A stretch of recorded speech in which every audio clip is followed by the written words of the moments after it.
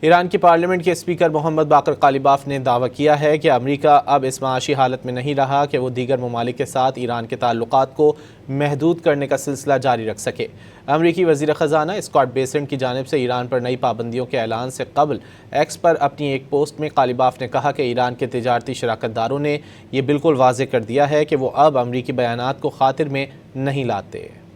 ایران کی پارلیمنٹ کے اسپیکر محمد باقر قالیباف نے دعویٰ کیا ہے کہ امریکہ اب اس معاشی حالت میں نہیں رہا کہ وہ دیگر ممالک کے ساتھ ایران کے تعلقات کو محدود کرنے کا سلسلہ جاری رکھ سکے۔ امریکی وزیر خزانہ اسکاٹ بیسنٹ کی جانب سے ایران پر نئی پابندیوں کے اعلان سے قبل ایکس پر اپنی ایک پوسٹ میں قالیباف نے کہا کہ ایران کے تجارتی شراکت داروں نے یہ بالکل واضح کر دیا ہے کہ وہ اب امریکی بیانات کو خاطر میں نہیں لاتے۔